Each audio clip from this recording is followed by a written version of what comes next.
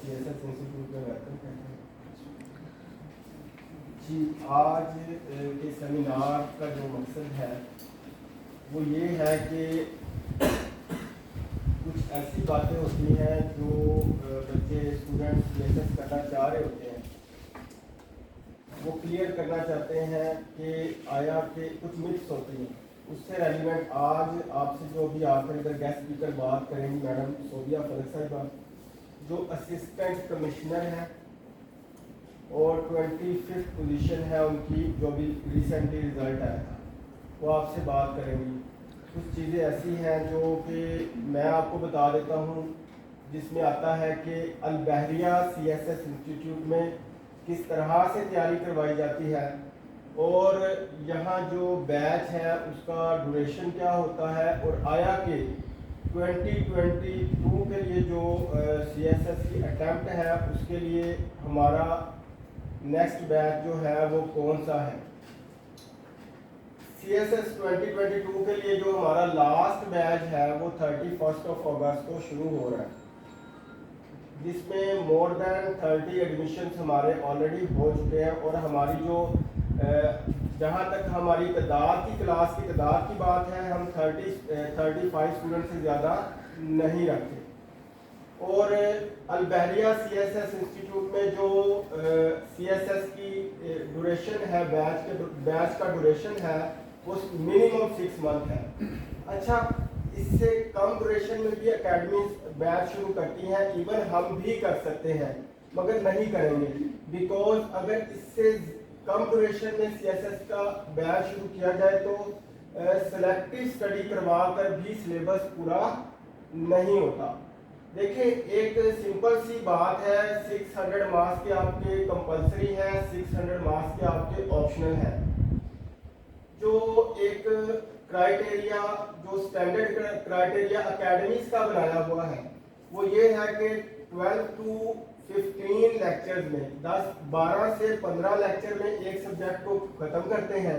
अगर आप इसको 15 भी लें तो अगर आप इसको मल्टीप्लाई करते हैं 1200 से, ये 180 लेक्चर बनते हैं आपके। जबकि हमारा जो यहाँ पर हम एक कोर्स पढ़ाते हैं मिनिमम 40 to 50 लेक्चर्स का होता है। वो क्यों? वो इसलिए कि अगर आप बच्चे को सिलेक्टिव तैयारी करवाते हैं और आउटलाइन को आप थोड़ा सा शॉर्ट कर देते हैं, तो देखिए आगे ही CSS एक कम्पिटिटिव एग्जाम है, उसमें बच्चे को क्वालिटी प्रोवाइड करनी होती है।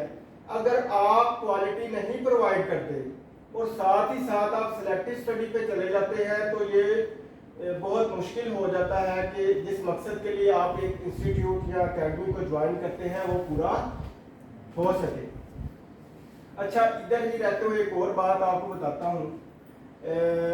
एक तो आपका ये हो गया कि 6 मंथ, वैसे तो अकेडमी में 4 मंथ 4.5 मंथ का बैच होता है। हमारा जो बैच है वो मिनिमम 6 मंथ का होता है। अब वैसे ही तकरीबन 5.5 महीने रह गए, क्योंकि मिड ऑफ फैब आपकी अटेम्प्ट के जो एग्जाम्स हैं वो शुरू हो जाते हैं। इसके बाद इम्पोर्टेंट बात यह है कि अकेडमीज में जो क्लासेस ली जाती हैं वो डेली 3 आवर्स की होती है या 4 आवर की क्लास होती है आपकी, 3 आवर से आगे वो नहीं जाते। अच्छा, इसमें बच्चे का क्या नुकसान होता है? देखिए, आप आते हैं CSS की तैयारी करने और खाली क्लासेस लेना मकसद नहीं है। जब आप 5 डेज 6 डेज क्लासेस लेते हैं वीक में, जब आपने 3 घंटे की क्लास रोज लेने आना है, तो इस 3 घंटे के लिए आपने ट्रैवल भी करना है, चाहे आपने किसी हॉस्टल से ट्रैवल करना है, और साथ ही साथ आपने अपने आप को प्रिपेयर भी करना है कि अब मैंने वहां जाना है। जब आप आते हैं फिर यहाँ से 3 घंटे की क्लास लेकर जाते हैं तो आपके तकरीबन 5 से 6 घंटे इसमें लग जाते हैं। और कैंडिडेट्स का नुकसान क्या होता है, वो एग्जॉस्ट हो जाते हैं, daily class daily class daily class. अच्छा, इसकी वजह से होता क्या नहीं है, ये बात उससे भी ज्यादा इम्पोर्टेंट है। इससे क्या होता है कि आपका जो आप एग्जॉस्ट हो जाते हैं, सेल्फ प्रिपरेशन नहीं करते, जिसके बगैर CSS नामुमकिन है। सेल्फ प्रिपरेशन के बगैर आप CSS नहीं कर सकते। देखिए एक तो आपने क्लास ली, अब डे टू डे आप क्लासेस लेते जा रहे हैं, जाकर आप फिर एग्जॉस्ट हुए होते हैं, ना आपसे उस तरह पढ़ा जाता है और पिछले दिन का आगे बर्डन होता है, वो डे टू डे बर्डन बढ़ता जाता है, आपको पता चल जाता है कि ये मेरे बस का काम नहीं है। अच्छा, यहाँ पर इसको किस तरह से मैनेज किया गया और हम इस चीज़ के पायनियर हैं और शुरू से इसी तरह चल रहे हैं। आपको 3 घंटे की क्लास नहीं दी जाती, मिनिमम आपको 6 घंटे की क्लास दी जाती है और इसमें ब्रेक होती है थोड़ी बहुत, लंच अगर लंच आ रहा है बीच में लंच ब्रेक होती है और नमाज वगैरह की ब्रेक होती है। मिनिमम 6 घंटे की आपकी क्लास होती है और नेक्स्ट डे आपका होम एक्टिविटी होती है, होम टास्क होता है। जो आपने उन 6 घंटों में पढ़ा तो वो नेक्स्ट डे आपने प्रिपेयर करके आना, वो आपका वैल्यूएट भी होगा, उस पर टेस्ट भी होंगे डे टू डे। जैसे कि इंग्लिश है, जब आपके तकरीबन 1 महीना गुजर जाता है उसका डेली टेस्ट भी होता है, मिनिमम 3 घंटे की क्लास होती है। और वो कोई ऐसे आप कह लें कि 1 घंटे का अगर एक लेक्चर भी कंसीडर किया जाता है तो आप 3 घंटे सिर्फ इंग्लिश को लेकर चलते हैं डेली, और सिर्फ 1, 2, 3 महीने नहीं, टिल एग्जाम्स आपको वो लेकर चलते हैं। उसमें आपके टेस्ट होते हैं, टेस्ट में आप गलतियां करते हैं। जब आप गलती करते हैं, आपकी गलती हो क्यों रही है और किस तरह की गलती हो रही है, फिर आपको बताया जाता है कि आपको क्या करने की जरूरत है। क्योंकि जो CSS है वो आप कह सकते हैं इंग्लिश प्लस जीके का कॉम्बिनेशन है। अगर आपके पास नॉलेज है और इंग्लिश आपकी अच्छी नहीं है तो फिर भी आपके लिए मुश्किलात ही मुश्किलात है। अगर आपकी इंग्लिश अच्छी है और आप नॉलेज में वीक है फिर भी आपके लिए मुश्किलात ही मुश्किलात है। अच्छा, अब इसको ओवरकम करने के लिए क्या किया जाता है? डे टू डे एक्टिविटी होती है। एक दिन आपने क्लास ली, वो नेक्स्ट डे आपने पढ़ के आना है। अच्छा, यहाँ पर बात खत्म नहीं होती, एक और इम्पोर्टेंट बात है। अगर आपको एक टॉपिक दिया जाए, आपने उसको प्रिपेयर करना है। उसको प्रिपेयर करने के लिए आपको कम से कम एक अच्छे टॉपिक को प्रिपेयर करने के लिए उसमें फैक्ट्स एंड फिगर्स की जरूरत होती है, अच्छे स्टैट आपने डालने होते हैं, उसके बाद अपडेटेड नॉलेज जो है उसको उसके अंदर कंपाइल करना होता है, गैदर करना होता है। इसके साथ ही साथ आपने उसमें अच्छी कोटेशंस और रेफरेंसेस भी डालने होते हैं। अब इन सब को जब कंपाइल करने के लिए आपको टाइम चाहिए एक अच्छा टॉपिक तैयार करने के लिए। कुछ आर्टिकल्स पढ़ने पड़ेंगे, कुछ आपको न्यूज़पेपर के हर डे टू डे जो भी एक्टिविटी हो रही है उस टॉपिक से रेलिवेंट उसको गैदर करना पड़ेगा। अब इसको देखते हुए आपको बहुत सा नॉलेज यहाँ पर जो मटेरियल है वो दिया जाता है। सपोज आपको कोई टॉपिक शुरू हो रहा है कोविड-19 पे, ऐसे है तो उसको हर डायमेंशन से आपको कंप्लीट करके दिया जाता है। अगर आप कोविड-19 पे बात करें तो उसमें हेल्थ सेक्टर ने भी किया, पॉवर्टी आपकी इंक्रीज हुई, अनएम्प्लॉयमेंट आपकी इंक्रीज हुई, इकोनॉमी डिस्टर्ब हुई।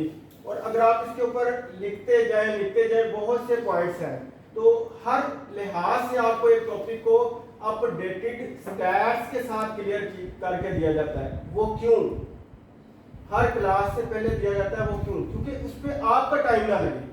देखिए, अगर आपका टाइम सेव होगा देन ही पॉसिबल है कि आप अपना वो टाइम बचाकर जो मटेरियल आपको तैयार मिल जाता है, जो आपका टाइम बचता है वो दूसरी जिस चीज में आप वीक है और जिसका आपको मटेरियल और नोट्स में आपको लगता है मुश्किल का सामना है।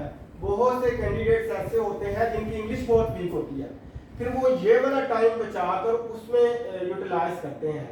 इंग्लिश के अंदर आप मैथ वाला ही हिसाब रखें। अगर आप प्रैक्टिस करते हैं तो ही आप डे टू डे काम कर सकते हैं, अदरवाइज अपनी इंग्लिश को इम्प्रूव कर सकते हैं। वैसे ये पॉसिबल नहीं है और ऐसी प्रैक्टिस का भी कोई फायदा नहीं जिसमें आपको एवेल्युएशन एंड फीडबैक ना मिले। वो एवेल्युएशन फीडबैक आराम से मिल जाती है जब आपका एक लेक्चर हुआ और अगले दिन सबसे पहले आकर आपका आधे घंटे या 1 घंटे का टेस्ट हो गया। जब तक आपको अपनी गलती नहीं पता चलेगी, आपको अपनी प्रॉब्लम नहीं पता चलेगी, आप उसको ठीक नहीं कर सकते। तो ये हमारी स्ट्रेटेजी है। वैसे आपको पता है CSS का जो रिजल्ट होता है वो कितना होता है, 1-2% से लेस देन ही होता है। इसमें वेरिएशन होती है 1 to 2% के दरमियान। और हमारे एक बैच में से नंबर ऑफ कैंडिडेट्स क्लियर कर जाते हैं। वो कैसे? जिस तरह से हम लेकर चलते हैं चीज़ों को, इस तरह कुछ स्टूडेंट तो शुरू में ही मतलब जिनको अंदाज़ा हो जाता है, 2-4 स्टूडेंट पहले ही निकल जाते हैं, उनसे काम नहीं होता कोई 1 महीने के अंदर। और बाकी जो पढ़ने वाले बच्चे रह जाते हैं, स्टूडेंट्स होते हैं जिनको अपने ऊपर भी इत्मीनान होता है, उनकी स्कूलिंग भी अच्छी होती है और वो कंसिस्टेंसी के साथ लगे रहते हैं, मुस्तकिल मिजाजी के साथ लगे रहते हैं, तो अल्लाह ताला कामयाबी देने वाला है। अगर आपने मेहनत की हो तो वो असल में जो चीज़ है, वो जो इम्पोर्टेंट बात है वो ये है कि आप कितनी प्रैक्टिस करते हैं, कितनी एवेल्युएशन करवाते हैं अपने नोट्स की और उन पर कितना फीडबैक लेते हैं। सम टाइम हमें ऑनेस्ट ओपिनियन नहीं मिलती, ऑनेस्ट मेंटोर्स नहीं मिलते, वो सिर्फ रेड कलर का पेपर या पेन लेते हैं ग्रीन कलर का, उससे पेपर को नीला पीला काला कर देते हैं और स्टूडेंट बेचारा वहीं का वहीं कंफ्यूज रह जाता है। यहाँ पर आपको एवेल्युएशन भी दी जाती है और उस एवेल्युएशन को मॉनिटर भी किया जाता है। अगर एवेल्युएशन हुई है वो फिर किसी प्रोसेस से गुजर कर आती है। हमारे यहाँ पर 4 किस्म की फैकल्टी होती हैं, मैं आपको बता देता हूँ। कुछ स्टूडेंट का ख्याल होता है कि हमने CSP से पढ़ना है, हमने कोई CSP ऑफिसर पढ़ाए। मैं आपको बताता हूँ, आप यहाँ पर अगर CSS की इंफॉर्मेशन लेने आए हैं और CSS करना चाहते हैं तो मुझे नहीं लगता कि कोई आप में से टीचर बनना चाहता है। CSS करके कोई बच्चा कोई भी कैंडिडेट टीचर नहीं बन सकता। होता क्या है, इस चक्कर में वो क्या करते हैं, अपना टाइम बहुत सा ज़ाया कर देते हैं। मैंने फलाने CSP के पास जाना है, मैंने फलाने CSP के पास जाना है। देखिए, अगर 100 CSP हैं उनमें से बामुश्किल 2 से 3 टीचर होंगे और वो भी किसी स्पेसिफिक सब्जेक्ट में। और CSS के कितने सब्जेक्ट हैं? तो ये एक मैं समझता हूँ, क्योंकि मैं इसको जितने अरसे से देख रहा हूँ, ये एक अननेसेसरी सी डिबेट है। तो हमारे यहाँ पर CSP भी पढ़ाते हैं, CSS क्वालिफाइड भी पढ़ाते हैं। क्वालिफाइड किसे कहते हैं? जिसकी एलोकेशन नहीं हुई होती। और सब्जेक्ट स्पेशलिस्ट भी होते हैं और जुडिशल ऑफिसर भी होते हैं। फिर इसमें देखना होता है किस टाइम पे किस कैंडिडेट की जो पढ़ाना चाहता है, जो टीचर है, जो मेंटोर है, उसकी अवेलेबिलिटी क्या है। अवेलेबिलिटी से क्या मुराद है?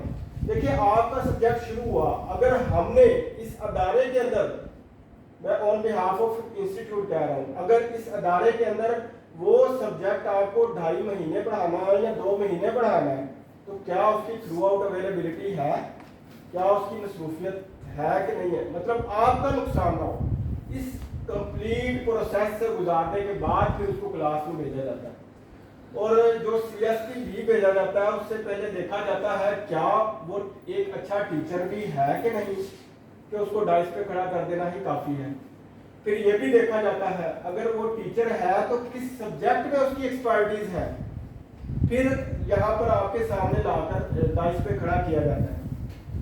और इसके बाद अगर आपको कोई जनरल सा कोई क्वेश्चन है तो उसके बाद मैडम साहब, अगर आप में से किसी का कोई जनरल सा क्वेश्चन हो जो आपके माइंड में हो तो मुझे बता दें। जी पूछिए। मोड्स क्या होंगे स्टडी के, जो बेसिक लेवल क्या चीज़ें? देखिए, सबसे पहले तो आपके कंपलसरी शुरू होंगे, फिर रैंडमली आपके ऑप्शन ऐड किए जाएंगे, उसके ऊपर डिस्कशन होगी कि कौन से ऑप्शन रखने चाहिए। ऑप्शनल एक अलग से डिबेट है। आपने स्मार्ट स्टडी करनी है। स्मार्ट स्टडी तभी पॉसिबल है अगर आप सब्जेक्ट्स वो वाले चूज करते हैं उनका सिलेबस आपस में इंटरलिंक्ड हो, खसूसन इंग्लिश के कंपलसरी सब्जेक्ट्स के साथ। वो कैसे? मैं आपको एक एग्जांपल दूंगा। इंटरनेशनल रिलेशन, IR एक ऐसा सब्जेक्ट है जो आपको करंट अफेयर में भी हेल्प करता है, पाकिस्तान अफेयर में भी हेल्प करता है, आपको इंग्लिश ऐसे में भी हेल्प करता है, और इसके साथ ही साथ history of USA and international law उसमें भी हेल्प करता है। अब देखिए, आपका सिलेबस कितने सब्जेक्ट्स के साथ जो है उसमें से उसकी आउटलाइन मैच हो रही है। 3 कंपल्सरी हो गए, और मैंने आपको जो जैसे ऑप्शनल होगी। 700 मार्क्स के ऐसे सब्जेक्ट हैं जिनकी आउटलाइन जो है आपस में मैच करेगी। कि मैडम सोबिया फलक साहब आपसे बात करें। Thank you madam. Thank you madam.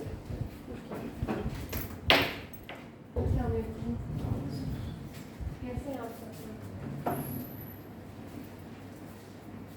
मेरा इंट्रोडक्शन शायद सर ने भी करवा दिया होगा, बट स्टिल मैं भी अपना इंट्रोडक्शन करवा देती हूँ। माय नेम इज सोबिया फलक and I have qualified CSS 2020 exams and I got allocated to Pakistan Administrative Service.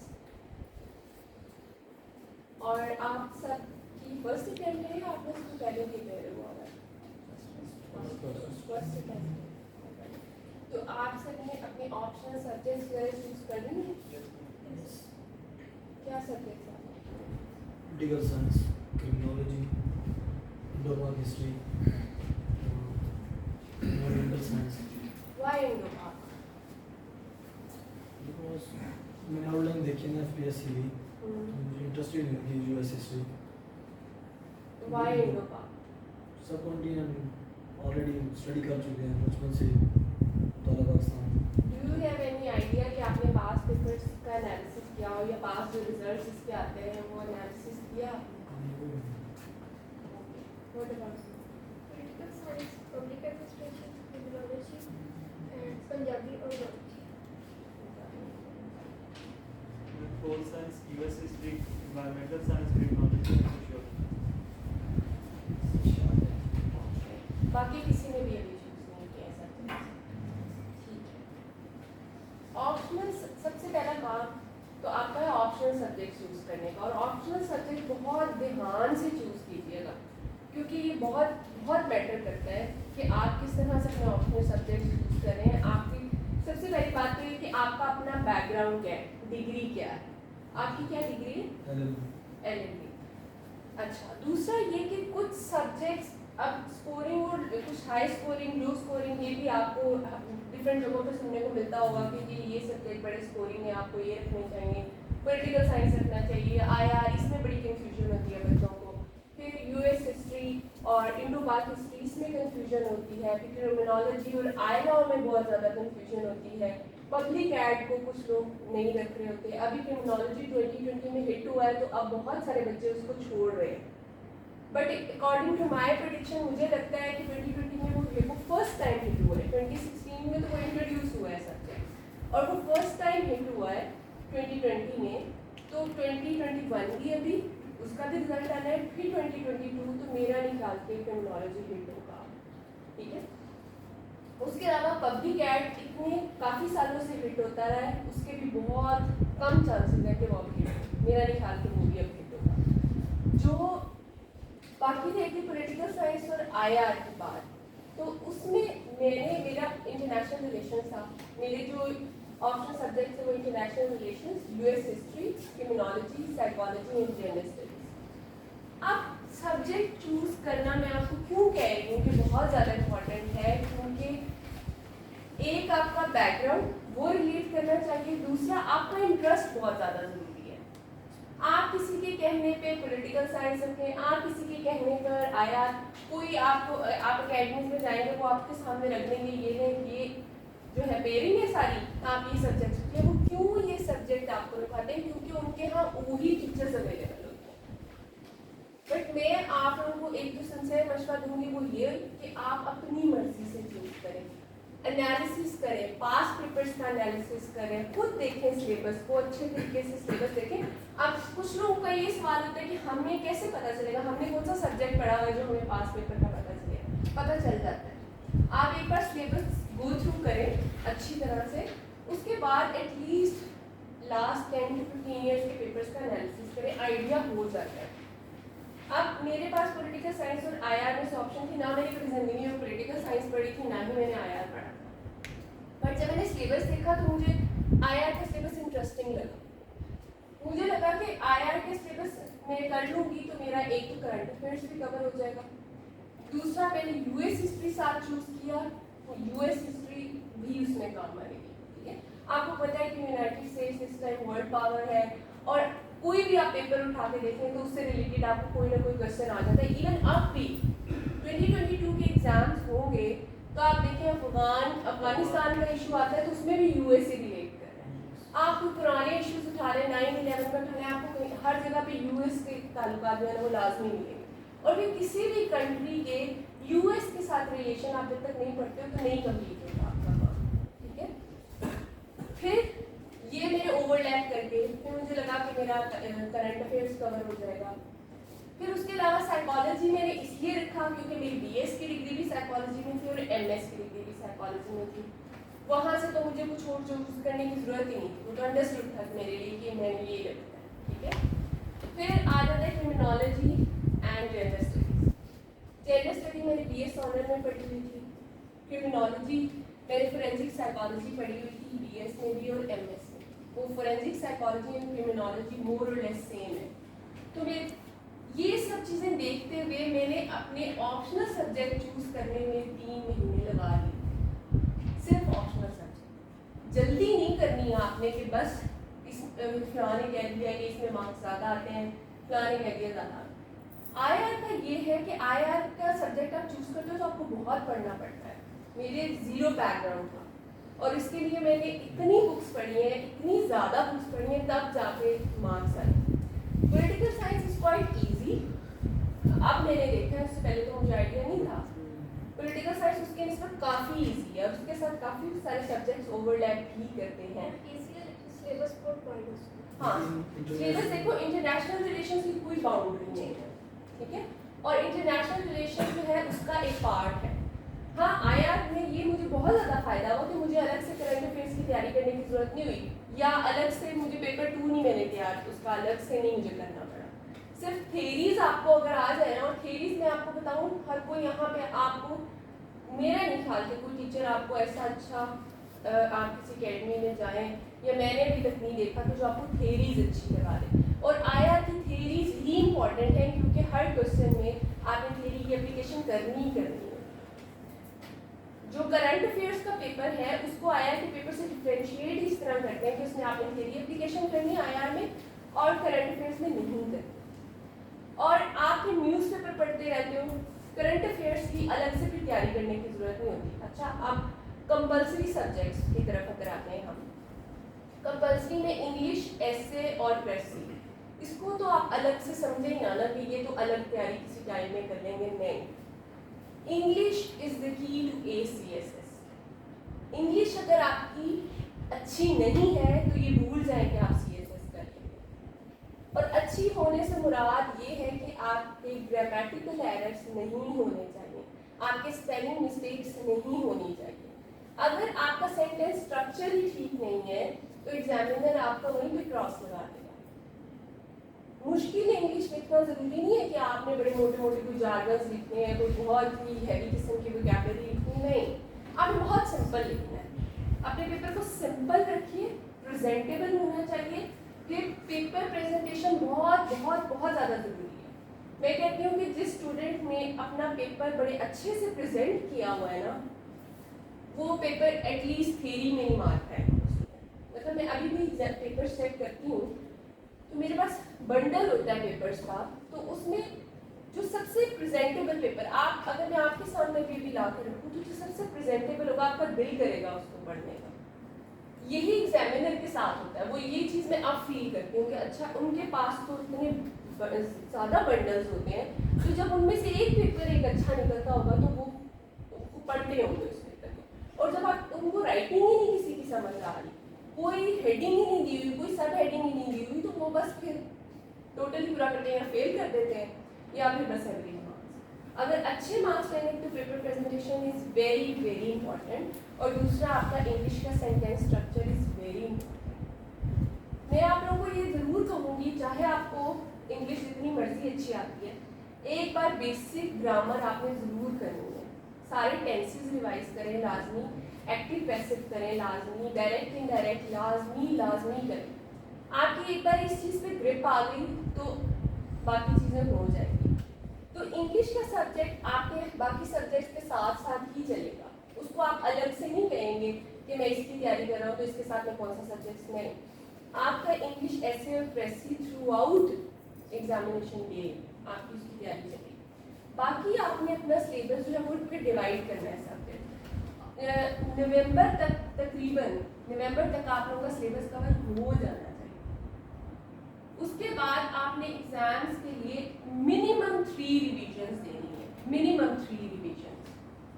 और आपको पता है सिलेबस इसका इतना ज़्यादा है, अब सारा सिलेबस कवर करना भी कोई अक्लमंदी नहीं है, ठीक है। कुछ चीज़ें आप देखें 20 इयर्स के पेपर्स का अगर आप एनालिसिस कर लेना तो आपको खुद ही समझ आ जाएगी अच्छा कौन से क्वेश्चंस बार बार एग्जामिनर पूछ रहा है, एक टॉपिक से रिलेटेड क्या पूछ रहे हैं, उससे बाहर नहीं जाता एग्जामिनर। ये मेरा अपना एक्सपीरियंस है।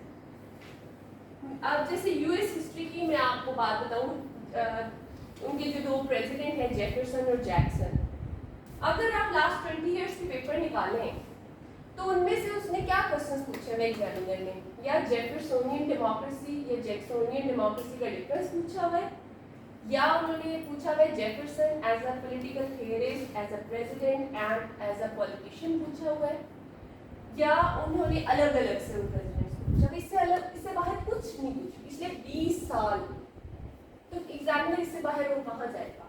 जब आप उस टॉपिक को कर रहे हैं कवर, तो आप देखिए पिछले 20 साल में क्या सवाल पूछे हुए हैं, तो आप उसी लिहाज से उस क्वेश्चन को आप कवर करें। जो चीज़ें नहीं पूछी जा रही उन पर ज़्यादा टाइम लगाने की जरूरत नहीं। एक बार जरूर सिलेबस कवर करते वक्त उसको ज़रूर गो थ्रू करें, लेकिन उसमें टाइम ज़्यादा मत लगाएं। फिर आप वहाँ पर American war of independence important है, मैनिफेस्ट डेस्टिनी इंपॉर्टेंट है, वॉर ऑफ 1812 इंपॉर्टेंट है, कुछ टॉपिक्स हैं 18 से 20 वो बहुत ज़्यादा इंपॉर्टेंट है, वो आप कर लो तो आपने 7 में से 4 क्वेश्चंस करने होते हैं ना, चॉइस में भी तो आपके पास कुछ होगा ना, तो 4 क्वेश्चन ईजीली हो जाते हैं। इसी तरह टर्मिनोलॉजी को अगर आप देखें तो उसके 4 सेक्शंस हैं। अब 4 सेक्शन में उसका थोड़ा डिफरेंट तरीके से पेपर आता है कि 4 सेक्शंस आते हैं पेपर में, हर सेक्शन में 2 क्वेश्चंस होते हैं, उनमें से आपने एक करना होता है।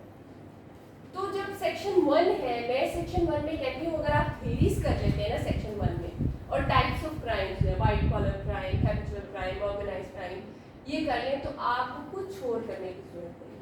और थ्योरीज इतनी इंपॉर्टेंट है उसमें कि क्रिमिनोलॉजी के हर क्वेश्चन में थ्योरी की एप्लीकेशन होनी ही होनी है, चाहे किसी भी सेक्शन में, ठीक है। फिर सेक्शन 2 में जुवेनाइल जस्टिस सिस्टम 2016 से लेके 2021 के सारे पेपर्स उठा के देखिए, जुवेनाइल जस्टिस सिस्टम से लाजमी क्वेश्चन आता है। फिर आप सेक्शन 3 की तरफ चले जाएं तो वहाँ इन्वेस्टिगेशन से आना ही आना होता है। उसमें ऑर्गेनाइजेशंस भी हैं जैसे इंटरपोल, यूरोपोल। मैंने भी नहीं वो की थी, उन पर मैंने टाइम नहीं वेस्ट किया था, मैंने उनको सिर्फ ऑब्जेक्टिव पॉइंट ऑफ व्यू से देखा था, अच्छा कब एस्टेब्लिश हुई, क्या इसका पर्पस है, कि खुदा ना खासा अगर लॉन्ग क्वेश्चन आ भी जाए तो मैं उसको मोल्ड करके बना सकूँ, लेकिन वो उसकी ज़रूरत नहीं होती। आपके पास एक क्वेश्चन की चॉइस तो है ना, ऑर्गेनाइजेशन में से एक ही आएगा, एक से ज़्यादा नहीं देगा वो क्वेश्चन, और एक उसमें इन्वेस्टिगेशन से देना ही देना। फिर जो लास्ट आपका पार्ट आ जाता है वो मोस्टली आपके करंट अफेयर्स में, जो आपके करंट इश्यूज क्राइम्स के उससे रिलेटेड उनमें से एक आता है, ठीक है।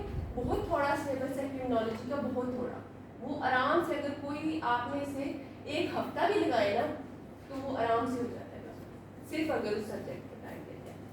फिर कंपल्सरी इसको आपने साथ साथ ज़रूर करना है।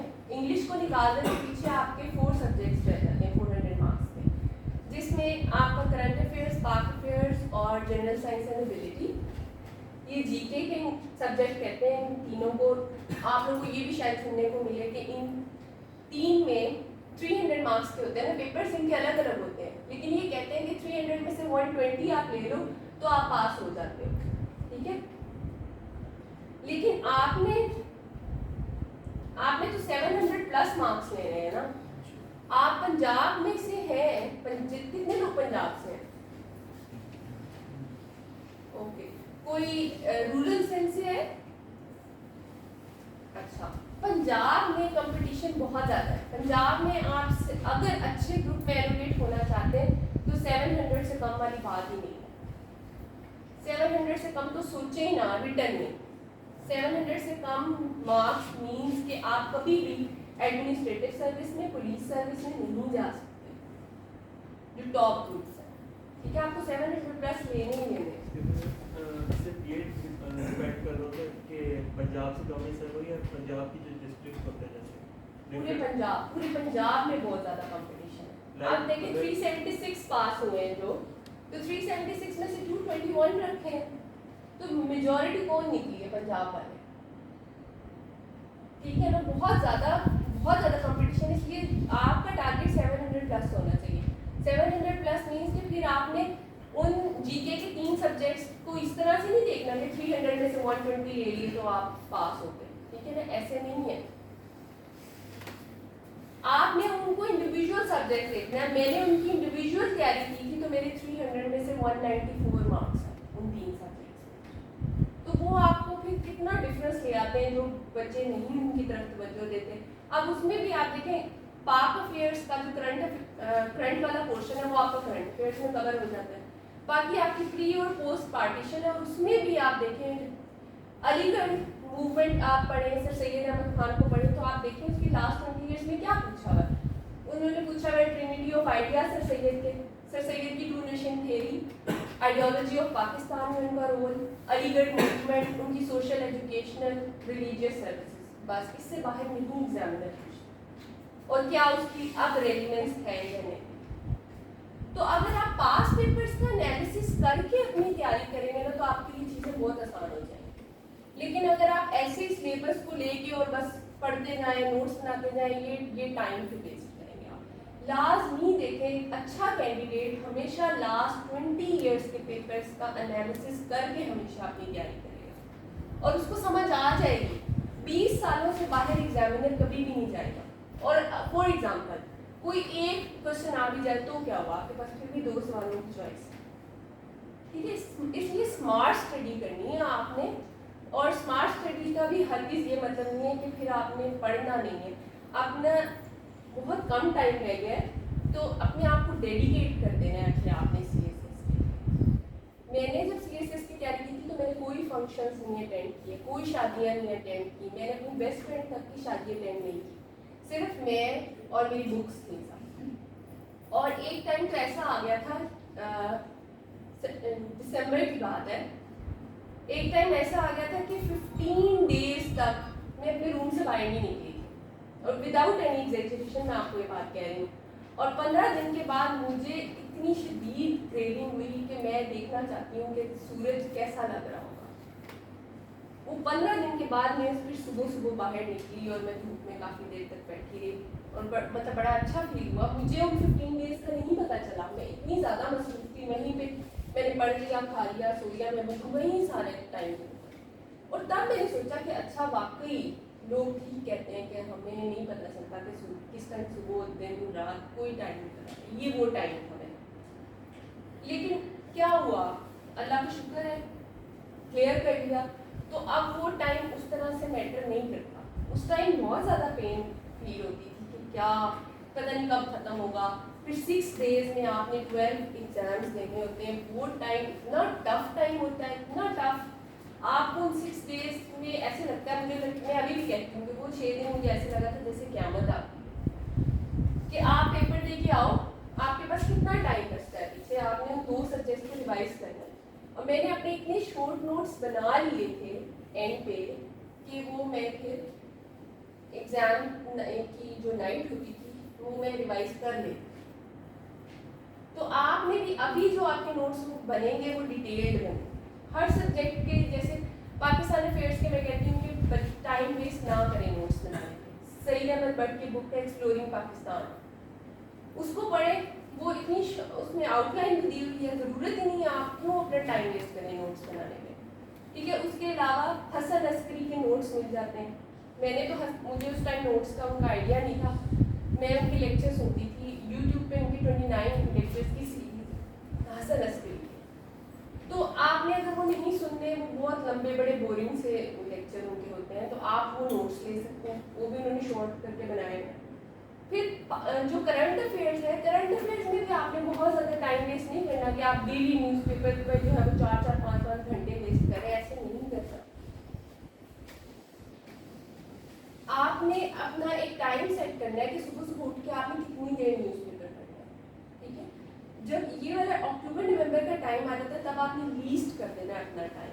और करंट अफेयर्स के 10 to 15 टॉपिक्स होते हैं, उन्हीं में से क्वेश्चन आते हैं। मैंने करंट अफेयर्स के एक रजिस्टर बनाया हुआ था, उसमें ये होता था कि न्यूज़पेपर, डॉन न्यूज़पेपर ही पढ़ती थी मैं। उसका ये था कि जो मुझे लगता था कि अच्छा एक हफ्ते से एक न्यूज़ बार बार आ रही है, इसका मतलब है कि वो इम्पोर्टेंट है, ठीक है। फिर जिनका इंटरनेशनल रिलेशन सब्जेक्ट होता है उनको मैं कहती हूँ कि न्यूज़पेपर का second last and third last page ज़रूर पढ़ा करें, ठीक। फिर आपने एक रजिस्टर बनाया होता है जिसमें आपने नेशनल इशू, आप उसको हाफ में डिवाइड कर लें, एक तरफ नेशनल इश्यूज और एक तरफ इंटरनेशनल इशूज। जो चीज़ आपको इम्पोर्टेंट लगे न्यूज़पेपर आप पढ़ रहे हैं, साथ ही आप लिखते जाएं, वो आपका डेटा इकट्ठा होता जाएगा और हर वीकेंड उस डेटा को आप रिवाइज कर लें बस। उसके बाद आपको नवंबर तक ये आइडिया हो जाएगा कि अच्छा कौन से इश्यूज हैं जो बहुत ज़्यादा इंपॉर्टेंट है। अभी जैसे मैंने बताया कि ये अफगानिस्तान तालिबान वाला, ये वाला इशू बहुत ज़्यादा इंपॉर्टेंट है, पाकिस्तान अफेयर्स में भी आ सकता है, करंट अफेयर्स में भी आ सकता है, ये इंटरनेशनल रिलेशंस में भी आ सकता है, किसी भी सब्जेक्ट में आ जाएगा। फिर उसके अलावा आपको पता है BRI and BPW का जो प्रोजेक्ट है, ठीक है, वो बड़ा इंपॉर्टेंट है। उसका कंपैरिजन आपको पता होना चाहिए, उनका डिफरेंस पता होना चाहिए, उनका बैकग्राउंड क्या था वो आपको पता होना चाहिए, CPAC के हवाले से आपको चीज़ें पता होनी चाहिए। फिर पाकिस्तान इस टाइम कौन से प्रॉब्लम्स फेस कर रहा है वो पता होना चाहिए। फिर कश्मीर इशू वो हमेशा ही हॉट टॉपिक रहता है, ठीक है। फिर रिलेशंस आपको पता होने चाहिए, अच्छा मिडिल ईस्ट, ये अब्राहम एकॉर्ड हुआ, मिडिल ईस्ट में किस तरह जो है वो चेंजेस आए, पाकिस्तान का क्या रोल है, ये सब चीज़ें ना एक पूरा अगर आप पढ़ें तो आपके ना कनेक्शंस बिल्ड होंगे। आपको पता चलेगा अच्छा कि चाइना जो है वो 2040 तक का 49 तक का उसका क्या एजेंडा है, अच्छा वो सुपर पावर बन सकेगा या नहीं। अच्छा अभी एक तालिबान की हुकूमत आई है तो उसकी सबसे पहली चीज़ आपकी ये होनी चाहिए कि उसकी पाकिस्तान पे इम्प्लीकेशंस क्या होंगी, सबसे इम्पोर्टेंट। फिर जितने भी नेबरिंग कंट्रीज हैं उन पर क्या इम्प्लीकेशन होगी, इंडिया पर, ईरान पर, अफगानिस्तान के साथ जितने भी नेबरिंग कंट्रीज होंगे। अच्छा चाइना का फ्यूचर में क्या रोल होगा, अच्छा कोई जियो स्ट्रैटेजी चेंजेस आएंगे या नहीं आएंगे, अच्छा इस टाइम पाकिस्तान को क्या स्ट्रैटेजीज लेनी चाहिए। इस तरह से बड़े क्रिटिकली आपने चीज़ों को जो है वो पढ़ना है। कोई भी इशू जब आप पढ़ रहे हो उसको हर एंगल से कवर किया जाए और वो चीज़ें फिर आप लिखते रहें। जब आप ये चीज़ें लिख लेंगे तो फिर नहीं आपको मुश्किल है। फिर एस्से की अगर बात करें तो एस्से में हार्डली 15 टॉपिक्स, 15 एरियाज ऐसे हैं जिनमें से पूछना ही पूछना है, जैसे economy, education, gender, globalisation, United Nation. उसके अलावा आप पेंडेमिक का आप देखें, ठीक है, पेंडेमिक के हवाले से लास्ट ईयर भी आया था मेरे ख्याल वैक्सीनेशन का कुछ था, तो इस दफ़ा भी आ सकता है। तो कुछ 15 एरियाज हैं, अगर उन एरियाज को आप हर डायमेंशन से कवर कर लेना, फॉर एग्जाम्पल आप एजुकेशन को ही कर रहे हैं, आप एजुकेशन को डेमोक्रेसी के साथ करें, आप एजुकेशन को टॉलरेंस के साथ करें, आप एजुकेशन को डिफरेंट डायमेंशन से जब आप कर लेंगे तो फिर आपके पास कोई भी टॉपिक आ जाए आप उसको आराम से कर सकते हैं। और ऐसे इज ऑल अबाउट प्रैक्टिस, प्रेसी का paper is all about practice. अब अक्सर बच्चे पूछते हैं प्रेसी की कोई बुक बता दें या क्या, मैं कहती हूँ कि पास पेपर सॉल्व करें। 1980 से लेके 2020 तक 19 तक के मैंने सारे पास पेपर सॉल्व किए थे, कोई मैंने वोकैबुलरी पे टाइम वेस्ट नहीं किया। कुछ बच्चे कहते हैं अच्छा GRE की वोकैब करें, ये करें, 2021 का पेपर उठा के देखें, चाहे आपने पूरी डिक्शनरी याद की हो तब भी वो नहीं होने। तो आप 20 मार्क्स पर अपना टाइम वेस्ट करने के बजाय बाकी 80 मार्क्स को अपनी ग्रिप में करें। इंग्लिश में आपका पर्पस पास होना, आपने इंग्लिश एसे का एक्सपर्ट नहीं बनना, आपने 40 नंबर लेके पास होना है। अगर 2020 का आप रिजल्ट उठा के देखें तो उन्होंने नहीं देखा चाहे फर्स्ट पोजीशन है चाहे कोई भी पोजीशन है, ऐसे में 40 मार्क्स देके पास किया हुआ है, सबका एक जैसा ऐसे तो नहीं ना हो सकता। तो आपका पर्पस सिर्फ ऐसे पास करना है, उसमें क्या होना है, आपका पैटर्न आपको आउटलाइन का आना चाहिए और आपकी करेक्ट इंग्लिश, मैं बार बार कहूँगी करेक्ट इंग्लिश। अगर आपकी इंग्लिश ठीक नहीं है तो आप CSS का कोई भी पेपर पास नहीं कर पाएंगे, इसलिए सबसे पहले अपनी इंग्लिश पे काम करें, ठीक है। किसी का कोई question? Please cover writing expression, English ऐसे में कहते हैं writing expression is very important, तो लेट्स फर्स्ट रिटन एक्सप्रेशन क्या, रिटन एक्सप्रेशन से यही बात मैं आपको बता रही हूँ कि आपका एक्सप्रेशन ये होना चाहिए। फॉर एग्जाम्पल अब एक टॉपिक है the highest result of education is tolerance, topic आपके सामने, the highest result of education is tolerance. उस एग्जामिनर ने पूछ रहा आपसे व्हाट इज एजुकेशन, एग्जामिनर आपसे नहीं पूछ रहा व्हाट इज टॉलरेंस। आप वो बच्चे बेवकूफ़ी करते हैं जो पहले ही एजुकेशन को बताना शुरू कर देते हैं, टॉलरेंस को बताना शुरू कर देते हैं। भाई जो आपकी ऐसे की स्टेटमेंट है that is basically a question जिसका आपने 100 मार्क्स के हवाले से आंसर करना है। तो जब उसने खुद ही एग्जामिनर ने बता दिया the highest result of education is tolerance, तो आपका फिर जवाब होना चाहिए how tolerance is the highest result of education. आपके जहन में ये क्वेश्चन आएगा ना कि बाकी चीजें क्यों नहीं, सिर्फ टॉलरेंस ही क्यों हाईएस्ट रिजल्ट है, तो आपका आंसर फिर वही होना चाहिए। इंट्रोडक्शन के बाद आपकी सेकंड हेडिंग आउटलाइन की आए how tolerance is the highest result of education. फिर आप बताएं हाउ में आपने 8 to 10 पॉइंट्स लिख दिए। फिर आप बताएं कि कौन से प्रॉब्लम्स है एजुकेशन सिस्टम में जिसकी वजह से इनटॉलरेंस है। फिर आप बताएं रिकमेंडेशंस दें कि एजुकेशन में ऐसी क्या इम्प्रूवमेंट लाई जाए कि टॉलरेंस को बढ़ाया जा सके। देन कंक्लूजन, एग्जामिनर फेल ही नहीं कर सकता आपको। सबसे ज़्यादा इम्पॉर्टेंट आपकी आउटलाइन, आपका इंट्रोडक्शन और आपका कंक्लूजन, और उसके अलावा मैक्सिमम भी आपने ऐसे में करना होगा तो आपकी फर्स्ट 5 पैराग्राफ अच्छे लिखे होने चाहिए। उससे एग्जामिनर को आइडिया हो जाएगा कि अच्छा इसने ठीक है। लेकिन अगर उसको आउटलाइन ही पसंद नहीं आई, आपने लिखे इंट्रोडक्शन, उसके बाद एजुकेशन, उसके बाद टॉलरेंस, और ये फजूल किस्म की बातें या एजुकेशन के प्रॉब्लम्स ऑफ एजुकेशन, ये चीज़ें वो वहीं पे क्रॉस लगा देगा, उसने आगे नहीं देखना। फिर एक्सप्रेशन में जो सबसे बड़ी बात आती है वो यही कि मैं आपको कह रही हूँ कि आपका सेंटेंस सिंपल भी होगा, कोई मसला नहीं है कि education produce social tolerance in people, that's fine. कोई आपकी ग्रामेटिकल एरर नहीं होना चाहिए, कोई आपके स्पेलिंग्स के एरर नहीं होने चाहिए। अगर आप उसको आउटलाइन में आपके प्रॉब्लम नज़र आ गए ना, कोई स्पेलिंग की मिस्टेक, कोई उसको टेंसेस की मिस्टेक, तो वो कहेगा इसको तो इंग्लिश ही नहीं आती। किसने पेपर चेक करने होते हैं? पंजाब यूनिवर्सिटी के टीचर्स होते हैं, भाउजन सिक्रिया यूनिवर्सिटी के टीचर्स होते हैं, और इंग्लिश के जो बाबे हैं आपको पता है उनको टेंसेस के अलावा कुछ नहीं इतना खास आता, तो उनका ज़्यादा फोकस भी इसी चीज़ पे होता है। तो एक्सप्रेशन का हरगिज़ मतलब नहीं है कि आपने बहुत कोई ना लिटरेरी स्टाइल में लिखना है और बहुत मुश्किल इंग्लिश में, बहुत सिंपल लिखना है। मैंने टूरिज्म भी किया था, इससे tourism in Pakistan prospects and challenges. अब मैंने टॉपिक इसलिए चूज़ किया कि बहुत सिंपल टॉपिक है, खुद बता रहा है examiner, tourism in Pakistan prospects and challenges. उसने खुद ही पूछा है कि पाकिस्तान में प्रॉस्पेक्ट्स बता दें और टूरिज्म के चैलेंजेस बता दें, तो मैंने कहा कि मैं ये टॉपिक चूज़ करती हूँ। मेरी किसी बात से एग्जामिनर को इख्तलाफ नहीं होगा क्योंकि वो खुद ही पूछ रहा है प्रॉस्पेक्ट्स एंड चैलेंजेस। बाकी कुछ होते हैं आर्गुमेंटेटिव ऐसे जिसमें आपने खुद आर्गुमेंट बिल्ड करना होता है, इसमें ऑलरेडी वो बता रहा है। तो बिल्कुल सिंपल मैंने इंट्रोडक्शन लिखा था और मैंने सिंपल सी बातें आउटलाइन में लिखी थी कि अच्छा टूरिज्म को प्रमोट करने की वजह से क्या होगा। अब आप ये देखें, मेरी इस पर कोई तैयारी नहीं थी, टूरिज्म ज़ीरो, कोई मैंने इस पर कभी ऐसे नहीं लिखा था, कभी मैंने टूरिज्म के हवाले से कुछ नहीं पढ़ा था। वहाँ पर बैठ के मैंने चूज़ किया, इसलिए एक तो टॉपिक सिंपल था, दूसरा ये कि मेरे आइडियाज़ जो हैं वो मेरे आइडियाज़ होंगे, कोई रटे रटाए आइडियाज़ नहीं होंगे। वहाँ पे बैठ के ब्रेनस्टॉर्मिंग। अब एक कॉमन इंडिविजुअल, एक पाकिस्तानी इंडिविजुअल के हवाले से मैंने कहा अगर मैं देखूँ तो क्या प्रॉस्पेक्ट्स होंगे टूरिज्म की वजह से। फिर मैंने कहा कि अच्छा क्या प्रॉब्लम्स आ सकते हैं। फिर प्रॉब्लम्स को मैंने 2 तरह की प्रॉब्लम्स में डिवाइड किया है, एक एक्सटर्नल प्रॉब्लम्स और एक इंटरनल प्रॉब्लम्स जो पाकिस्तान फेस कर रहा है। तो क्या सब प्रमोट करने आपके जहन में पहली बात क्या आती है, क्या होगा? इकोनॉमी इम्प्रूव होगी। इकोनॉमी कैसे इम्प्रूव होगी? फॉरेन डायरेक्ट इन्वेस्टमेंट आएगी, कल्चरल एक्सचेंज प्रोग्राम्स होंगे, मुल्क में भी एम्प्लॉयमेंट अपॉर्चुनिटीज़ बढ़ेंगी। ये सिंपल पॉइंट्स मेरे माइंड में आए और ये सिंपल पॉइंट्स ही मैंने बहुत सिंपल इंग्लिश में लिखे, बट ग्रामेटिकली करेक्ट और कोई स्पेलिंग एरर। तो आई वाज श्योर कि मेरा ये ऐसे फेल नहीं होगा।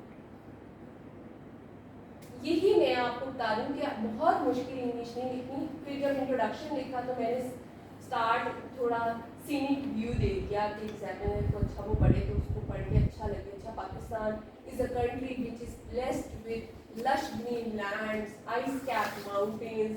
तो यहाँ से मैंने स्टार्ट किया और फिर मैंने बताया कि पाकिस्तान में अच्छा बहुत ज़्यादा प्रॉस्पेक्ट्स हैं टूरिज्म को अगर प्रमोट किया जाए, but Pakistan is facing certain external and internal challenges. External में क्या है, टेररिज्म का, इंटरनल में तो डिफरेंट है, इंफ्रास्ट्रक्चर का इशू आ जाता है, इंटर प्रोविंशियल डिसहार्मनी आ जाती है, लैक ऑफ इन्वेस्टमेंट आ जाती है, बहुत सिंपल सिंपल सी बात है। इसलिए बस यही है कि सिंपल लिखें बट करेक्ट लिखें इंग्लिश। Any other question?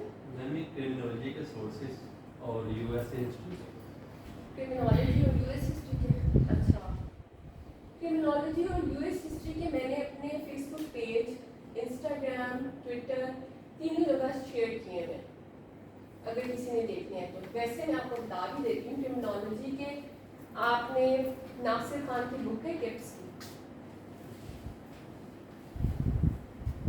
वो पढ़ें। उसके अलावा कामरान आदिल के आर्टिकल्स पढ़ें। बाकी जो आप न्यूज़पेपर पढ़ते हैं तो उसमें कोई ना कोई डेटा आता रहता है क्राइम से रिलेटेड पाकिस्तान का, तो वो करंट डेटा आपके पास 2021 का ही डेटा होना चाहिए, वो आपको खुद लिखना पड़ेगा, किसी जगह इकट्ठा करके आप लिख लें। ये इनफ हो गए, ठीक है, इसके अलावा आपको कुछ पढ़ने की जरूरत नहीं। उसके अलावा यूएस हिस्ट्री में एलन ब्रिंकले की बुक है the unfinished nation. Alan Brinkley, ALAN Brinkley BRINKLEY, the unfinished nation, बहुत अच्छी बुक है। उसके अलावा आप अपने पास एक गाइडलाइन के लिए, जहाँ से आपने क्वेश्चन के हवाले से तैयारी करनी है, उसके लिए मैं रिकमेंड करती हूँ सईद अहमद बट की एक्सप्लोरिंग यूएसए एंड मजूमदार की बुक है। सईद अहमद बट की बुक है एक्सप्लोरिंग यूएसए, और उसके अलावा एक बुक है मजूमदार की यूएसए। बाकी आप जो वेब सोर्सेज है उसमें ushistory.com, britannica.com, यहाँ से देखें। और कुछ जैसे यूएस इलेक्शंस वगैरह पढ़ के समझ नहीं आते तो उनके लिए मैं कहती हूँ आप यूट्यूब वीडियोस लाजमी देखें, बस इतना, इससे ही हो जाएगा। मैम फॉर एग्जांपल आपने भी यूएस हिस्ट्री की बुक बताई है एलिमेंट्री, अगर मैं खोलता हूँ तो टॉपिक मेरे सामने है पास पेपर्स में, पर बुक में से जो मैं चेक करता हूँ और उसके मैं लॉन्ग नोट्स बनाऊँ या शॉर्ट नोट्स बनाऊँ? अच्छा, यूएस हिस्ट्री को ना अपने स्टोरी की तरह याद करना है। अगर आप रट्टे मार के याद करेंगे तो वो याद नहीं होगी, स्टोरी की तरह याद करना है। अब उसके ना सईद अहमद बट की जो बुक है ना उसमें फेजेस, 6 फेजेस दिए हुए हैं, और उन 6 फेजेस का हर टॉपिक इम्पॉर्टेंट नहीं है। जैसे अगर फर्स्ट फेज की आप बात करें तो प्री कोलंबस अमेरिका इतना इम्पॉर्टेंट नहीं है। आप 20 साल के पेपर्स निकाल के देखें, एक भी क्वेश्चन आपको प्री कोलंबस अमेरिका से नहीं मिलेगा, ठीक है। American war of independence important है, वो पढ़ें आप। उसके बाद देखें स्टोरी की तरह जब आप पढ़ेंगे अमेरिकन वॉर ऑफ इंडिपेंडेंस हो गई तो किस चीज़ की ज़रूरत पड़ी, कॉन्स्टिट्यूशन की ज़रूरत पड़ी। कॉन्स्टिट्यूशन में पहले उन्होंने आर्टिकल्स ऑफ कॉन्फिडरेशन आए। कॉन्फिडरेशन जो पॉलिटिकल साइंस पढ़ रहे होंगे तो कॉन्फिडरेशन इज सम लूज कॉन्स्टिट्यूशन, वो बाइंडिंग नहीं होता किसी को, ठीक है। जब लूज कॉन्स्टिट्यूशन होगा तो फिर क्या होगा, हर स्टेट अपने रूल्स बनाएगी। फिर ज़रूरत पड़ी कॉन्स्टिट्यूशन की तो आर्टिकल्स ऑफ कॉन्फिडरेशन ख़त्म करके कॉन्स्टिट्यूशन। कॉन्स्टिट्यूशन बहुत आसान है। यूएस का constitution is the smallest constitution in the world, जिसके सिर्फ 7 आर्टिकल्स हैं, 27 उसकी अमेंडमेंट्स हुई हैं। सारे अमेंडमेंट्स याद करने की ज़रूरत नहीं है। फर्स्ट 10 अमेंडमेंट्स को बिल ऑफ राइट्स कहते हैं, वो आप एक बार पढ़ेंगे आपको वैसे ही याद हो जाएंगे, ठीक है। फिर पहला प्रेसिडेंट कौन था, जॉर्ज वॉशिंगटन।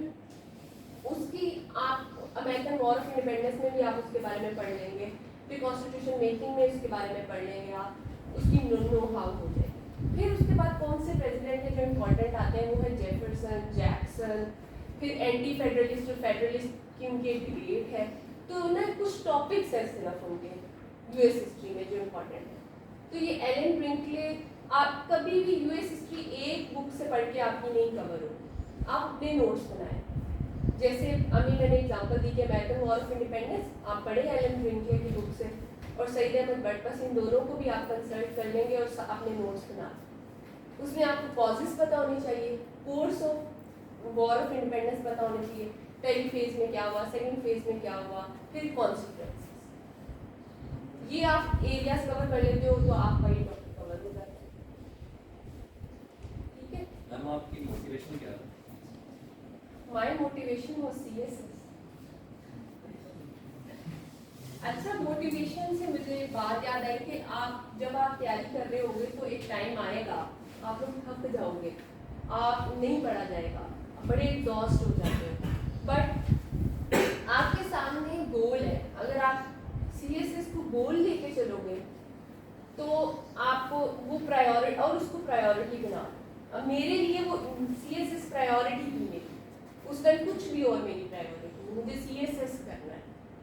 तो फिर मैं चाहे थकी हुई हूँ, चाहे मुझे नींद आ रही, मैंने अपनी नींद पे कॉम्प्रोमाइज़ किया, मैंने अपनी दोस्तों से मिलने मैंने बिल्कुल कट ऑफ कर दिया था, ठीक है। लेकिन जो अच्छे दोस्त हैं वो बाद में भी आपको उसी तरह मिलेंगे, किसी को फ़र्क नहीं पड़ता। आपको पता है उस टाइम आपको लग रहा होता है यार अपनी के बाद में पता नहीं क्या कहेगी, क्या कहेगा आपके जो भी दोस्त होंगे, लेकिन आप यकीन करें आपका CSS क्लियर हो जाता है, आपको नहीं बताने की जरूरत पड़ेगी, ऐसी ऐसी दुनिया उठ के आपसे कांटेक्ट करेगी, आप हैरान रह जाएंगे। आपको खुद से उनको एक्सक्यूज ही नहीं देनी पड़ेगी कि अच्छा मैं इतना अर्सा कहाँ गायब था या इतना अर्सा मैंने क्यों नहीं कॉन्टेक्ट किया, वो खुद ही आपको हमारी बात देने आपके पास पहुँच जाएंगे और खुद ही ऐसे ऐसे लोग आपके साथ लिंक्स बनाएंगे जो आप कभी सोचेंगे अच्छा मैं तो बैठा यही सोच रहा था कि अल्लाह जाने कि कैसा रिलेशन होगा। तो आपका गोल आपके सामने हो तो आपने अपने आप को मोटिवेट करना है, बस टाइम टू टाइम कि आई कैन डू दिस। थक जाए तो रेस्ट करें जरूर, लेकिन ये कि गिव अप नहीं करना। गिव अप कर दिया तो फिर तो कोई फायदा ही नहीं है। और टारगेटेड स्टडी कर रहे हैं कि आपने आज टारगेट बनाया कि मैंने ये टॉपिक कवर करना है, तो फिर दुनिया इधर से उधर हो जाए, आपका वो टॉपिक कवर होना चाहिए। समटाइम्स आप वही टॉपिक 8 बजे रात को कवर करके सो सकते हैं, नहीं सुबह को 4-5 भी बज सकते हैं, लेकिन वो कवर किए बगैर नहीं सोना। ये नहीं सोचना कि आज ये वाला टॉपिक मैं कल वाले के साथ ऐड कर लूँ, मैं ये चीज़ आपने कर दी ना तो फिर शेक हो जाएंगी आपकी चीज़ें। बस अपनी टारगेटेड स्टडी रखें कि ये मेरा टारगेट है, ये मैंने इसी तरह ही करना है। और दूसरी एक चीज़ मैं हमेशा सबको कहती हूँ, शायद ना हमारे पेरेंट्स इस चीज़ को सिखाते हैं, ना कोई टीचर्स भी नहीं सिखाते हैं। 2 चीज़ें हैं CSS के एग्जाम में, आप या पास या फेल। ऐसे ही है ना, सब पास भी नहीं होंगे और सब फेल भी नहीं होंगे। तो इन दोनों चीज़ों को जहन में रखते हुए आपने तैयारी करनी है। पॉजिटिव अप्रोच होनी चाहिए कि अल्लाह ताला आपको पास करे, लेकिन अपने आप को उस फेलियर के लिए भी रेडी रखना है। अगर आप फेल हो जाते हैं, 2020 was my second attempt, 2019 was my first attempt, back to back मेरे अटैम्प्ट।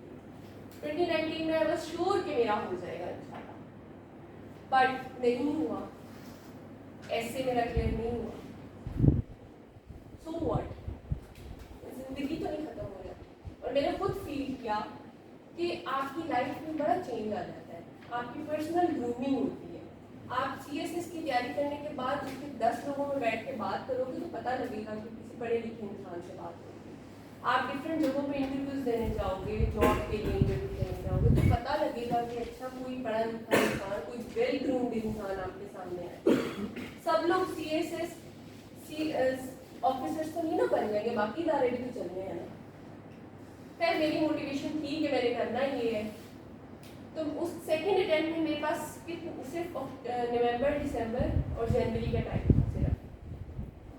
वो 3 माह मैंने, उससे पहले मैंने ना बिल्कुल तैयारी नहीं की।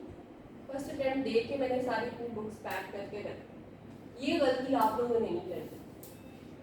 अपनी फर्स्ट अटैम्प्ट देने के बाद आपको नहीं श्योर होता कि आप पास हो जाओगे, और पास हो भी जाते हैं फॉर एग्जाम्पल, तब भी इंटरव्यू के बाद जाके पता चलना है एलोकेशन होने की। बहुत सारे ऐसे लोग हैं जो इंटरव्यू भी पास कर लेते हैं लेकिन फिर भी एलोकेशन नहीं होती। तो आपने बैक टू बैक अपनी अटेम्प्ट्स देनी है। अब मैंने तैयारी नहीं की तो मेरे लिए वो 3 महीने इतने मुश्किल थे बहुत ज़्यादा कि मैंने सारा सिलेबस एक नए, मुझे ऐसा लग रहा था मैं नए सिरे से तैयारी कर रही हूँ और फिर उसकी रिविजन भी करनी। मेरे पास सिर्फ जनवरी के जो लास्ट 20 डेज थे ना, वो लास्ट 20 डेज में मैंने सारे सिलेबस की 3 बार रिविजन, और 3 बार रिवीजन लाजमी करनी है। मैं फिर आपको कह रही हूँ लाजमी करनी है। अपने आप को टाइम टू टाइम मोटिवेट करें। ज़्यादा लोगों को मत बताएं कि हम CSS कर रहे हैं। लिमिटेड लोगों को, सिर्फ उनको पता होने चाहिए जो आपको मोटिवेट करें। ये ना हो बहुत आपको डीमोटिवेट करने वाले लोग बहुत होंगे। आपकी सिर्फ फैमिली को पता होनी, इमीडिएट फैमिली जिनके साथ आप रह रहे हैं। कोई ज़रूरत नहीं है आपको दोस्तों को और एक्सटेंडेड फैमिली को किसी को भी बताने की। सब आपको, सबकी नज़र आप पर होती है। जब फर्स्ट अटेम्प्ट में मेरा क्लियर नहीं हुआ था तो इतने से बच्चे ने भी आके अफसोस किया था। जब सेकंड अटेम्प्ट में क्लियर हो गया तो सबको सांस ही आना बंद हो गया। और बहुत अफसोस हुआ होगा, ठीक है। और उस दौरान में आपको बड़ी बातें सुनने को मिलती हैं। क्या हो गया है, लड़कियाँ खास तौर पर, क्या हो गया है, एमएससी कर लिया है, क्या घर में बैठी है, ना वो जॉब कर रही है, शादी नहीं कर रही है। सबसे बेहतरीन जवाब आपकी खामोशी है। मैंने सोचा था मैं नहीं बोलूँगी, मेरी सक्सेस जवाब नहीं, और फिर आपकी सक्सेस देती है जवाब, आपको ज़रूरत नहीं पड़ती कि बोलो, ठीक है, सही है। और किसी ने कुछ पूछना?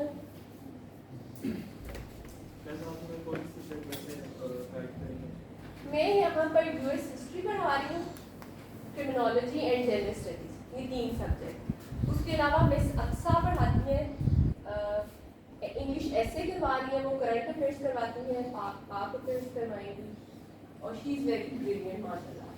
अक्सा जो है उन्होंने 2019 का भी ऐसे क्लियर किया, 19 और 20 दोनों में उनको क्लियर किया। और मैं कहती हूँ कि एक इंसान को बैक टू बैक क्लियर कर रहा है तो देयर इज समथिंग। तो मैं हमेशा रिकमेंड करती हूँ कि आप ऐसे सीखें उनसे। बल्कि मैं जो 2020 के 10th में तभी नहीं थी, मैं उससे 19 में नहीं हुई, तो मैंने उससे चीज़ें पूछी। आप पूछने में ना किसी से कतराएं, आपका इल्म कम नहीं हो जाएगा। मैं लास्ट डे तक मुझे ये लगता रहता था कि मुझे कुछ नहीं आता, लोगों को बहुत कुछ आता है। इंटरव्यू की तैयारी करती थी तो लोग ऐसी ऐसी बातें करते थे, मैं परेशान हो जाती थी और मुझे लगता था कि मुझे कुछ नहीं आता। तो वो देखें, और उनमें से मेजॉरिटी लोगों का नहीं हुआ। डाउन टू अर्थ रहें, हम्बल रहें, टीचर्स की रिस्पेक्ट करें, ओबीडियंट रहें। मुझे लगता है कि जो बच्चा ओबीडियंट है ना, टीचर जैसे कह रहे हैं कि ये काम है ये कर लो, तो नहीं मार सकता। ये चीज़ मैंने जरूर की है कि मुझे अगर टीचर्स ने कहा ना कि ये सुनिया ये काम है, ये तुमने करना है, मैं चाहे कुछ भी हो जाए, मुझे अपना भी काम करना है, मुझे वो भी काम करना है, मैंने कभी ना नहीं की। और मेरे टीचर्स आज भी एग्जाम्पल देते हैं कि हम ये सुनने को तरस जाते थे कि कभी ये लड़की कह रही थी ये थोड़ा सा कम कर दे काम, या नेक्स्ट डे आके ये कह दे कि ये मुझसे हुआ नहीं। ओबीडियंट रहें, टीचर्स की रिस्पेक्ट करें, जिस मर्जी वो काम पे चले जाए। इज्जत देने वाली तो अल्लाह की ज़ात है ना, हम्बल रहना है आपको। अगर आप कुछ मतलब अल्लाह खैर रखे इंशाल्लाह आप लोग सीएसपी करें, तब भी मैं कहती हूँ कि वो चीज़ें मिल जाती हैं आपको अच्छी जॉब मिल जाती है, लेकिन हम्बल इंसान हर कोई नहीं रहता। ह्यूमिलिटी होनी चाहिए आपके अंदर, और यही कामयाबी है सबसे बड़ी, ठीक है। Anything else? मैम इंग्लिश अगर हम डेली बेसिस पे इसको साथ लेके चले तो किन एरियाज को हमें करना चाहिए डेली बेसिस? इंग्लिश में देखो, ऐसे का सबसे पहले आप पैटर्न सीखो, और ना आपको इंग्लिश के लिए एक्स्ट्रा बुक्स भी पढ़नी पड़ेंगी।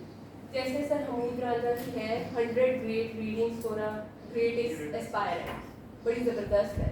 आपको कोई अलग से ज़्यादा सारी किताबें पढ़ने की जरूरत नहीं, आप उसी को पढ़ लें, बहुत होगी। फिर वाई नेशंस फेल मैं कहती हूँ ज़रूर पढ़नी चाहिए, हर बच्चे को वाई नेशंस फेल पढ़नी चाहिए। 21 लेसन्स फॉर 21st सेंचुरी ये ज़रूर पढ़नी चाहिए। ये बुक्स हैं जो आपका नॉलेज बढ़ाएंगी।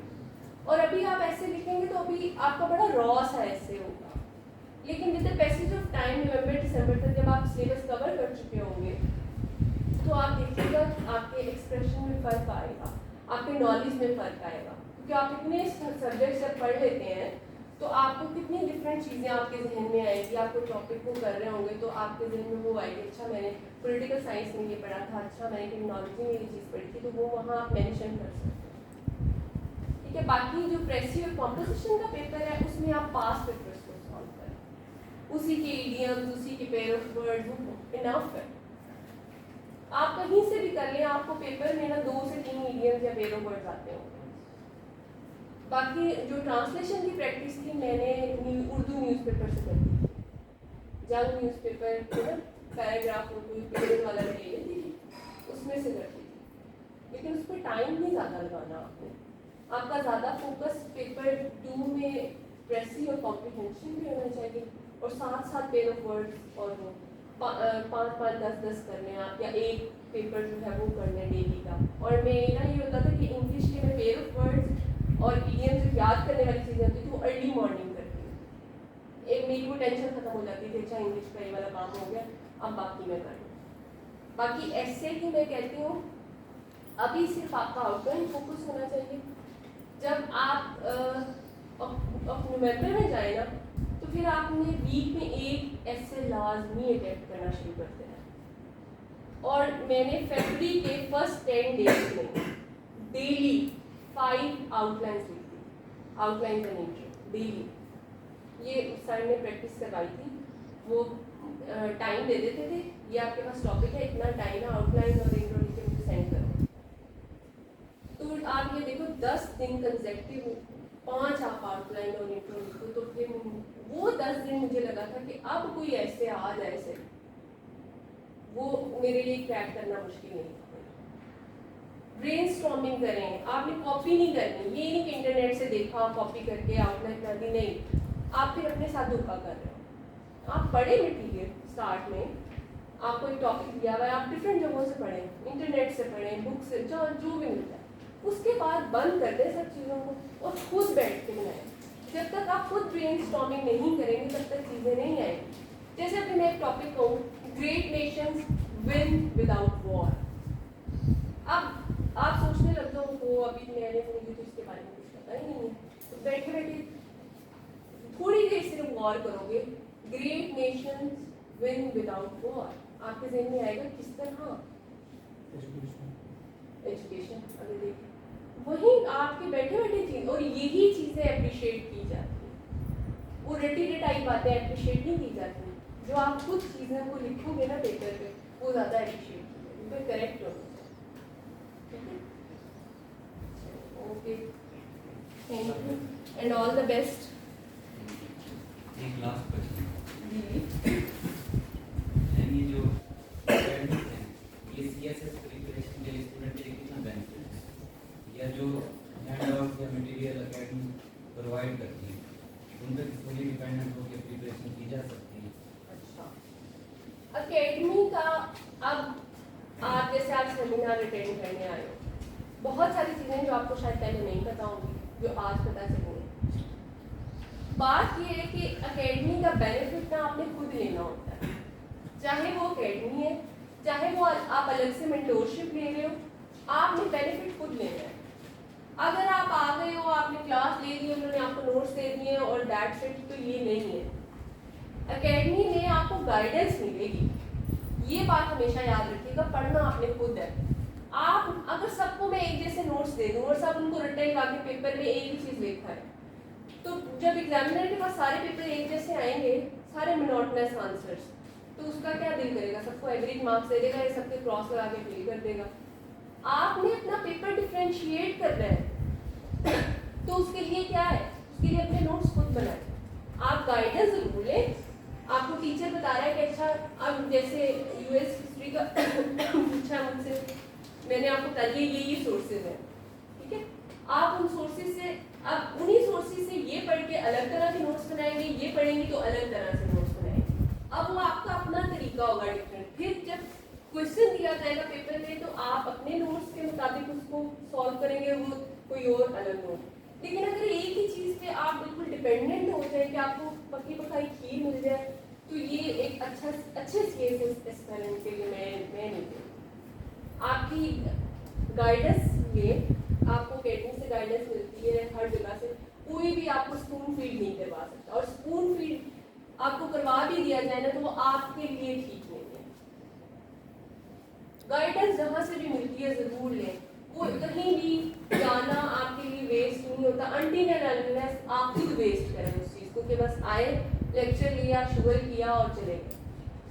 आप यकीन करें 100 स्टूडेंट्स होते हैं, लेकिन मैंने उनमें से कोई 3-4 स्टूडेंट्स को सिर्फ सीरियस देखा है। तो क्या फ़ायदा फिर? बाकी टाइम वेस्ट करने आते हैं, एंड में कह देते हैं कि ठीक है। और यहाँ पर मैंने पढ़ाया है ना, मैंने ओपन चैलेंज दिया था कि आप किसी भी एकेडमी चले जाओ, अगर कोई आपको ऐसा पढ़ा जाए तो मुझे आके कहना। नहीं पढ़ाते हैं वो, आपकी बात भी नहीं सुनते हैं टीचर्स। आए हैं, लेक्चर दिया, चले गए, आप कोई क्वेश्चन भी नहीं पूछ सकते हो। तो आप आते हो, सवाल पूछो, जो चीज़ नहीं समझ आ रही पूछो, इम्पॉर्टेंट एरियाज टीचर से डिस्कस करो, कौन से इंपॉर्टेंट एरियाज आप मुझे बताएं। फिर पेपर एनालिसिस साथ साथ करते रहो, आप प्रैक्टिस करते रहो। फिर टेस्ट में कहती हूँ ज़रूर दो, सही है गलत है जैसा मर्जी, टेस्ट में अपीयर ज़रूर दो। ये आपकी बहुत बहुत ज़्यादा प्रैक्टिस होती है। और टेस्ट अक्सर दिया होता है, बच्चे एब्सेंट होते हैं, तो वो उनका अपना नुकसान है, तो फ़ायदा आपने खुद उठाना है। ठीक है। Governance and public policy. अच्छा, आपको मैं कहूँगी आप इंडो पाक मत रखें, इंडो पाक चेंज कर दें। यूएस हिस्ट्री रखें, मर्जी है आपको, मैं ये नहीं कह रही, लेकिन ये कि इंडो पाक में किसी को भी रिकमेंड नहीं करूँगी। इंडो पाक एंड इस्लामिक हिस्ट्री, ये दो हिस्ट्रीज नहीं। यूरोपियन हिस्ट्री भी बहुत अच्छा सब्जेक्ट है, ब्रिटिश हिस्ट्री भी बहुत अच्छा है, और US history. US US best history के मैम 18, 22, 23 टॉपिक्स हैं, इसलिए वो ज़्यादा रिकमेंड किया। हाँ, Lengthy ये तीनों अच्छे हैं। मतलब यूरोपियन भी कोई रखना चाहे, यूएस हिस्ट्री असल में मेरा तो पर्सनली फेवरेट था, मुझे खुद पसंद था, मैंने इसलिए रखा। और वही बात है कि उसके लिमिटेड नंबर ऑफ टॉपिक्स है, उन्हीं में से आता होता है पेपर। इंडो पाक और जो है ना इस्लामिक हिस्ट्री, उन्होंने मैं रिकमेंड किया। टेक्नोलॉजी की जगह इंटरनेशनल लॉ, जो पोल साइंस रख रहे हैं वो क्रिमिनोलॉजी की जगह कॉन्स्टिट्यूशनल लॉ रख सकते हैं। बट मैं कॉन्स्टिट्यूशनल लॉ में सुना कि मार्क्स ये है। फिर मैं इस सिचुएशन में कहती हूँ कि क्रिमिनोलॉजी का बिल्कुल थोड़ा सा सिलेबस है, थोड़ा सा एक्स्ट्रा टाइम लगा के उसमें मेहनत कर ली जाए तो ज़्यादा बेटर है। और बहुत इंटरेस्टिंग सब्जेक्ट है क्रिमिनोलॉजी, बहुत इंटरेस्टिंग है। जो बेनिफिट होगा प्रैक्टिस इन बहुत थोड़ा सिलेबस है। तो मैंने आपको बताया कि अगर आप सिर्फ एक हफ्ता डेडिकेट कर दें ना क्रिमिनोलॉजी को, तो आपका सिलेबस कवर हो जाता है। बहुत बहुत ही अच्छा सब्जेक्ट है। ठीक है। बाकी इंडो पाक और इस्लामिक हिस्ट्री मैं रिकमेंड नहीं करूँगी किसी को भी। जेंडर और जो एनवायरमेंटल है उसमें देखिए, जिनका साइंस का बैकग्राउंड है वो एनवायरमेंटल रख सकते हैं, क्योंकि साइंसेज में श्योर होता है कि आपने ठीक लिखी है बात तो आपको मार्क्स मिलेंगे। बाकी सीएसएस का पेपर इज ऑल आपकी क्रिएटिव राइटिंग है। अगर आपके क्वेश्चंस आपने पढ़ ली है और उसका आपको बहुत ज़्यादा नॉलेज भी नहीं है, लेकिन आपको क्वेश्चन की समझ आ गई है कि एग्जामिनर क्या पूछना चाह रहा है, तो अगर आपकी क्रिएटिव राइटिंग स्किल्स अच्छी है ना, तो आप वो क्वेश्चन भी कर सकते हैं। और अक्सर ऐसा हुआ है मेरे साथ। आईआर का पेपर 2 था, उसमें आप देखना डिप्लोमेसी का क्वेश्चन पूछा, मैं पूरा वीक सा बनाया है, उसको देख के सब परेशान हो गए थे। बल्कि कुछ तो मेरे वहाँ पे स्टूडेंट्स हैं वो पेपर वापस कर रहे थे कि सर ये वापस ले रहे, गलत पेपर आ गया। अब ना मेरे पास सिर्फ 3-4 करने होते हैं क्वेश्चन, छोड़ती ना सिर्फ वही चॉइस थी मेरे पास, और कोई क्वेश्चन कर ही नहीं सकते। अब डिप्लोमेसी का कॉन्सेप्ट पता था मुझे, वो बना हुआ था। मैंने कहा अब क्या किया जाए, क्रिएटिव राइटिंग स्किल्स अच्छी थी। मैंने क्या किया, मैंने वो पूरा व्हील जो है वो एज इट इज बनाया अपने पेपर पे, और व्हील के हर पॉइंट को मैंने एक हेडिंग बना के ना उसके नीचे एक्सप्लेन कर दिया, और एंड में बता दिया। उन्होंने पूछा कि कौन सा ट्रैक जो है वो बेस्ट ट्रैक है डिप्लोमेसी। मैंने एक ट्रैक बताया ही, मैंने 3-4 ट्रैक जो मुझे बेस्ट लगे मैंने मिक्स करके। और तो थोड़ी सी क्रिएटिविटी भी होनी चाहिए आप। ठीक है, चलिए ठीक है जी, और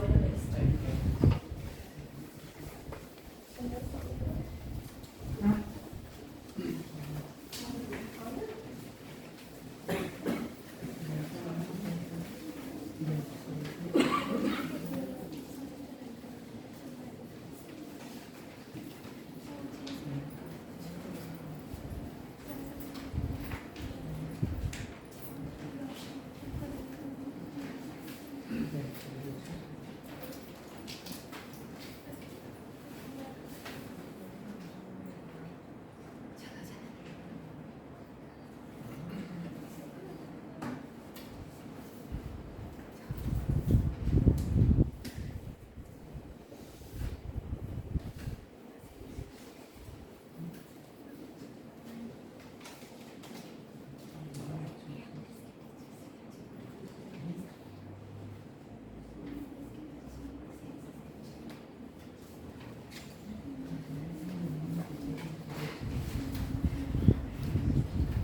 जी अस्सलाम वालेकुम। अगर आपकी कोई फर्दर क्वेरी है, कोई आप कुछ पूछना चाहते हैं तो बाहर रिसेप्शन पे आप thank you very much. Front office में